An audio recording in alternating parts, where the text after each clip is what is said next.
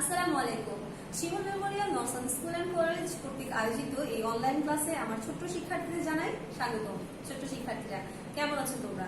বরাবরের মতোই আমি তোমাদের সাথে আছি শিমুল মেমোরিয়াল নর্সান স্কুল অ্যান্ড কলেজের সহকারী শিক্ষক নাইলা মনির। আমার প্রিয় শিক্ষার্থীরা, ছোটদের পৃথিবীর এই ক্লাসে আমরা সবসময় মজার মজার তথ্যগুলো জেনে থাকি।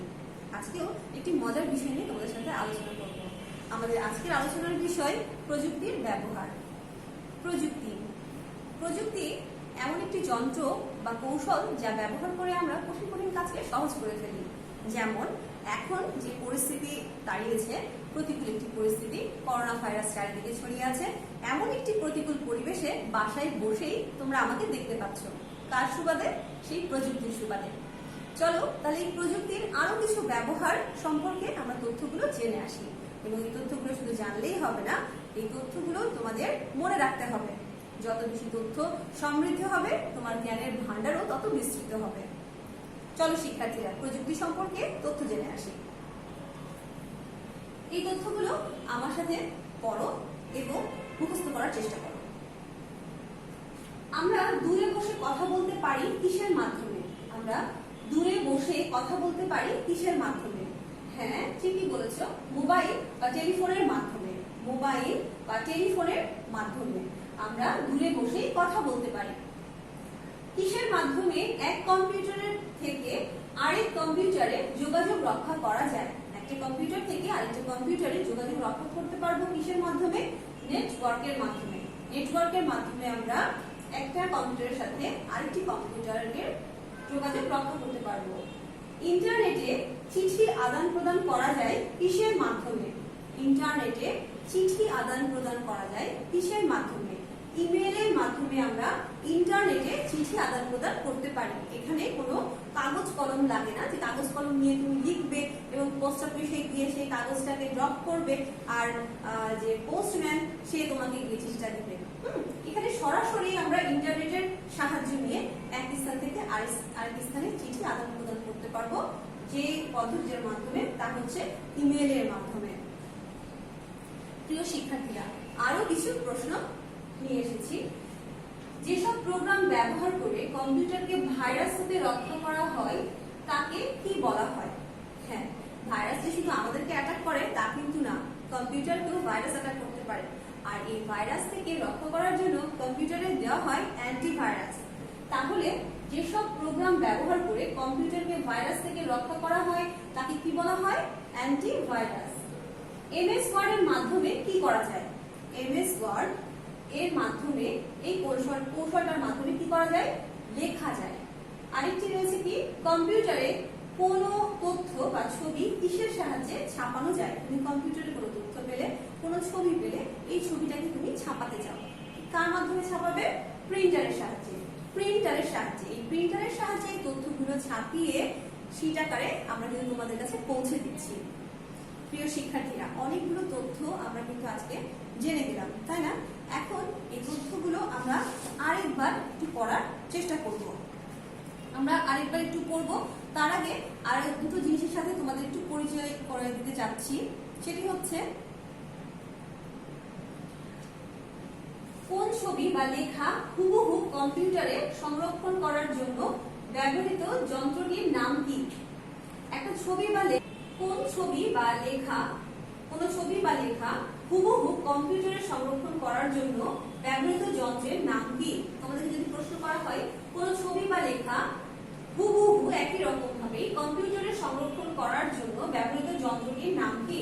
যন্ত্রটির নাম হচ্ছে স্ক্যানার। যন্ত্রটির নাম হচ্ছে স্ক্যানার। স্ক্যানারের সাহায্যে আমরা কোন ছবি বা লেখা হুবহু কম্পিউটারে সংরক্ষণ করতে পারি। কোন সফটওয়্যারের মাধ্যমে কম্পিউটারে ছবি আঁকা বা রং করা যায়? কোন সফটওয়্যারের মাধ্যমে কম্পিউটারে ছবি আঁকা বা রং করা যায়? এমন একটি সফটওয়্যার রয়েছে কম্পিউটারে, যাকে বলা হয় পেইন্ট সফটওয়্যার। পেইন্ট সফটওয়্যার, হ্যাঁ, এই পেইন্ট সফটওয়্যারের মাধ্যমে কিন্তু আমরা কম্পিউটারে ছবি আঁকতে পারবো, আমরা রং করতে পারবো। আজকে এই পেইন্ট সফটওয়্যার দিয়ে কিন্তু আমরা প্র্যাকটিক্যাল করব কিছু। ছোট্ট সোনামণিরা, আমরা অনেকগুলো তথ্য জানলাম।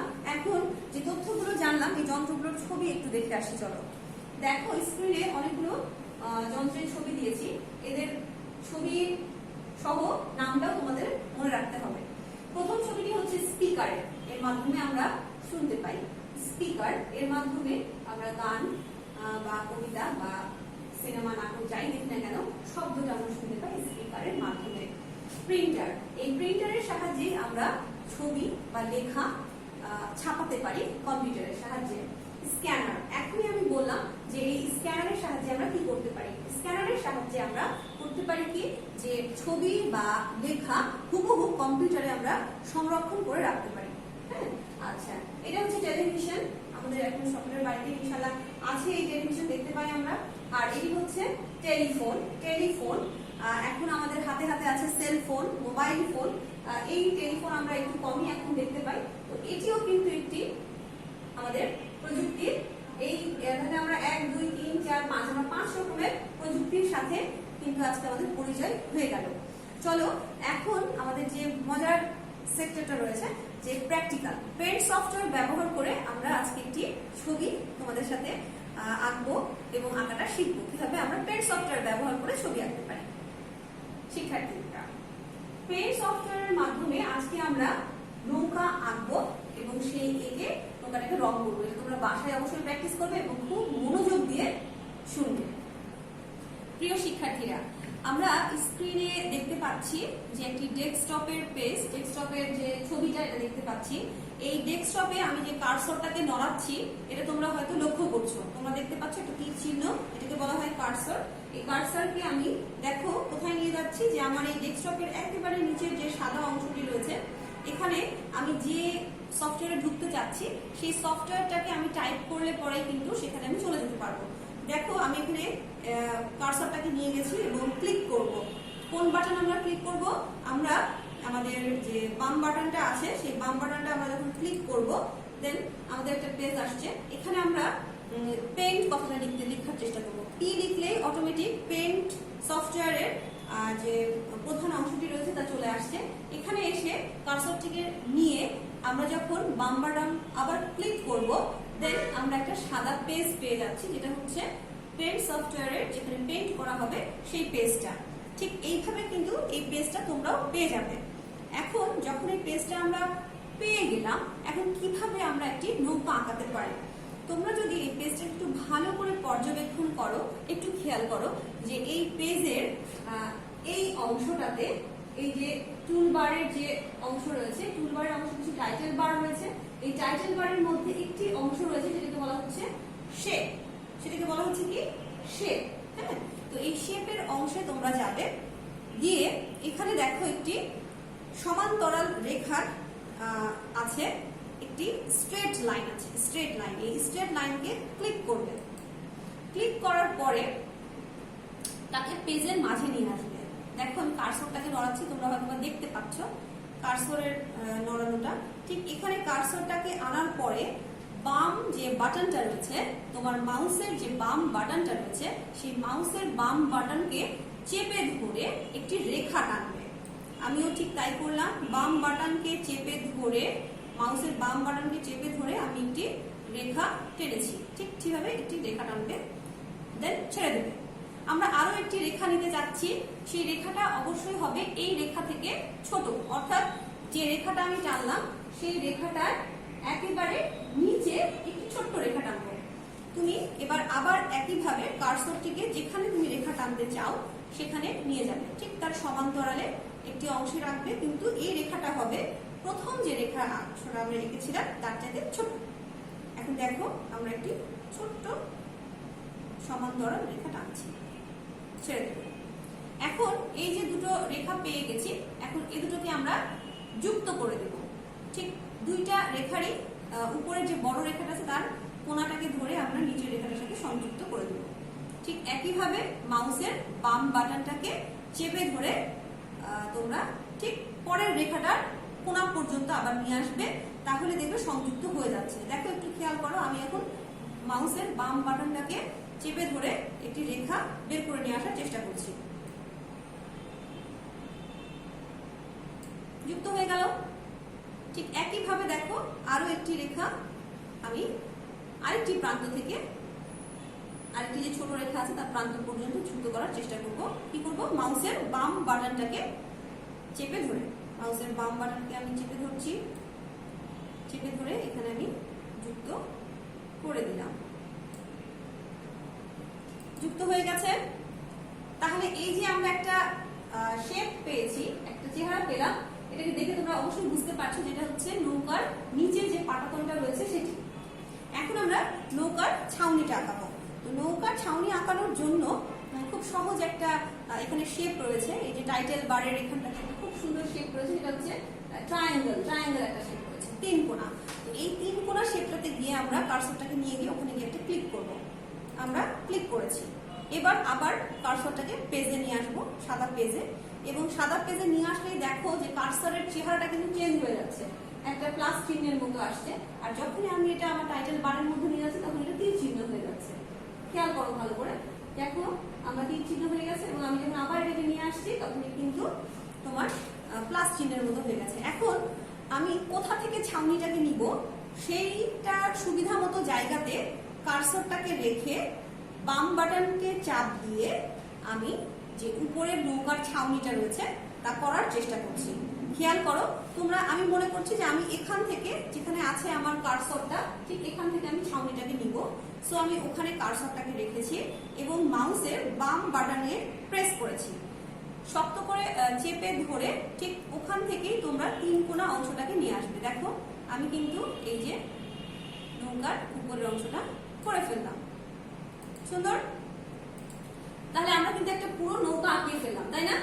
এখন নৌকা আঁকানোর পরে এটাকে আমরা একটু রং করতে যাচ্ছি।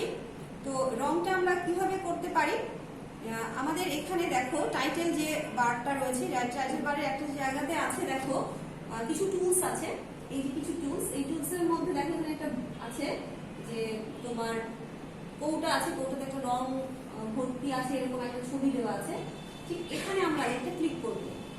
ঠিক আছে, এখানে আমরা একটা ক্লিক করব এবং ক্লিক করার পরে আমি কি রং করতে চাচ্ছি সেই রঙের অংশে চলে যাব। দেখো কালারের কিছু অংশ রয়েছে, কালারের অংশে চলে যাব। আমি চাচ্ছি যে ছাউনিটাকে আমি একটি ইয়েলো কালার করব। তো আমি একটি ইয়েলো কালার নিতে চাচ্ছি। আমি নিলাম রংটা এবং নিয়ে ঠিক কার্সরটাকে আমি ছাউনির এখানে এনে ক্লিক করে দিলাম। আমার ছাউনিটা কিন্তু ইয়েলো কালারের হয়ে গেল। ঠিক একইভাবেই আমি কি করব, আমি এই নিচের অংশটাতে রং করতে চাচ্ছি। এখন আমি নিচের অংশটিতে রং করতে চাচ্ছি ঠিক একইভাবে। কিভাবে, যে আমি ওখান থেকে যে রংটা কৌটার যে রং যে টুলটা সেটা নিয়েছি, এখন আমি চাচ্ছি যে এটা নিচে একটা ব্রাউন কালার করব। তো আমি ঠিক এই ব্রাউন কালারটাতে ক্লিক করে ঠিক নৌকার যে নিচের পাটটা সেটাকে আমি ব্রাউন কালার করলাম, ঠিক চকলেট কালারের মতো, ডিপ ব্রাউন যাকে বলা হয় চকলেট কালার করলাম। এখন এই যে নৌকাটা আমার আছে, এই নৌকাটাকে একটু খালি খালি লাগছে, তাই না? আমরা এখানে একটা বৈঠা দিতে পারি, বৈঠা। হ্যাঁ, যে মাঝি থাকবে সে তাকে তো বৈঠা দিয়েই নৌকাটা চালাতে হবে, তাই না? তাই আমরা এখানে একটা বৈঠা দিতে পারি। তো বৈঠার জন্য আমরা এই কালারটাই ব্যবহার করবো, এই যে ব্রাউন কালারটা। তো ব্রাউন কালারটা আমরা যখন ব্যবহার করছি তো আমরা এখানে লাইন নিব। ঠিক বৈঠা করার জন্য তো আমার একটা লম্বা দাগ লাগবে, তাই না? তো আমাদের সেই আবার আমরা সেই শেপের জায়গাতে চলে যাব। ঠিক শেপের জায়গাতে দেখো কার্সরটাকে নিয়ে গেছি এবং সেখানে গিয়ে একটা ক্লিক করেছি। দেন ক্লিক করলাম। এখন আমি এখানে লম্বা টানটা ঠিক টানবো। কিভাবে? এইভাবে। দেখেছো বৈঠাটা কত সুন্দর হলো? এখন বৈঠাটা তো শুধু এরকম লাঠির মতোই হয় না, নিচে একটু প্রশস্ত জায়গা থাকে যার ফলে পানিটাকে সরাতে সুবিধা হয়। এই প্রশস্ত জায়গাটা আমরা কিভাবে দিব, যে আমরা ওই যে তিন কোণা যে একটা নিয়েছিলাম, ট্রায়াঙ্গেল নিয়েছিলাম, সেই ট্রায়াঙ্গেলে আরেকবার গিয়ে ক্লিক করবো। শেপের ট্রায়াঙ্গেলে গেলাম এবং ঠিক এই ট্রায়াঙ্গেলটাকে নিয়ে আমি এই নৌকার যে নিচের বৈঠাটার কাছে আছে এখানে এসে আস্তে করে মাউসের যে বাম বাটন আছে তাকে ক্লিক করে আমি একটা বৈঠার একটা চেহারা দিলাম। ঠিক আছে, ওকে। তো এখন এটাকে তো আমরা অবশ্যই ফাঁকা রাখবো না, তাই না? আমরা সাদা অংশটা করে রাখবো না, আমরা এটা একটু গাঢ় করে দেবো। তো গাঢ় কিভাবে করব?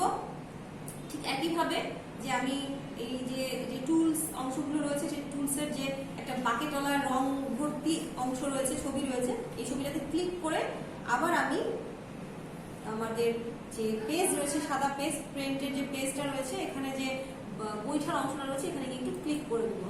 এখন দেখো খুব সুন্দর কিন্তু পুরো একটা নৌকা আমাদের হয়ে গেল। তো এখন নৌকাকে তো আমরা সাদা অংশের মধ্যে ভাসিয়ে রাখতে পারি না, তাই না? তোমরা যদি চাও এটাকে আরো সমৃদ্ধ করতে তখন তোমরা এই ব্যাকগ্রাউন্ডটায় কিন্তু হালকা নীল দিয়ে দিতে পারো, যাতে দেখে মনে হবে যেটা সমুদ্রের মধ্যে নৌকাটা ভাসছে। তো আমি ঠিক একইভাবে এখানে একটু নীল নিতে চাচ্ছি। আমি এখানে নীল নিলাম এবং ঠিক এই ব্যাকগ্রাউন্ডটাকে নীল করে ফেলবো। দেখো আমার ব্যাকগ্রাউন্ডটা কিন্তু নীল হয়ে গেল। দেখো দেখতে কত ভালো লাগছে না? মনে হচ্ছে যে একটা সমুদ্রের মধ্যে নৌকাটা আমার ভেসে বেড়াচ্ছে। তো আমি আশা করব যে ঠিক এইভাবেই তোমরা বারবার বাসায় প্র্যাকটিস করবে। শুধু এই ছবিটাই না, তোমরা আরো মজার মজার কিছু ছবি আঁকানোর চেষ্টা করতে পারো। শিক্ষার্থীরা, এতক্ষণ আমরা পেইন্ট সফটওয়্যার ব্যবহার করে একটি নৌকা রং করা দেখে আসলাম। আমি আশা করব যে আজকে যে তথ্যগুলো আমরা জানলাম, হ্যাঁ, সেই তথ্যগুলো আমরা আমাদের মনে রাখবো এবং পেইন্ট সফটওয়্যারের মাধ্যমে যে নৌকাটা আঁকানোর চেষ্টা করলাম সেটা বারংবার তোমরা বাসায় প্র্যাকটিস করবে এবং প্র্যাকটিস করার ফলে খুব সুন্দর একটা নৌকা আঁকাতে সক্ষম হবে। ছোট্ট সোনামণিরা, এইভাবে আমরা নেক্সট ডেতে ফিডব্যাক হবে তোমাদের, যে আমরা যে পড়াগুলো করে আসলাম নেক্সট ডে ফিডব্যাক হবে। সুন্দর করে ফিডব্যাকটা দিতে পারবে আর নৌকা কিন্তু অবশ্যই আঁকানোর প্র্যাকটিস করবে বাসায়। এখন আমরা অনেক সময় পাচ্ছি, প্র্যাকটিস করারও সময় তোমরা অনেক পাবে। আমি আশা করি যে সুন্দর সুন্দর ছবি আঁকাবে আর তোমরা আরো সুন্দর সুন্দর ছবি আঁকাতে পারবে এবং বাবা মাকে এরকম সুন্দর ছবি আঁকিয়ে চমকে দিতে পারবে। ছোট সোনামণিরা, আবারও আমরা ছোটদের পৃথিবীতে একসাথে হব। আর ততক্ষণ পর্যন্ত তোমরা ভালো থাকো, সুস্থ থাকো। এতক্ষণ পর্যন্ত ধৈর্য ধরে আমার ক্লাসটি করার জন্য তোমাদেরকে অসংখ্য ধন্যবাদ। আল্লাহ হাফেজ।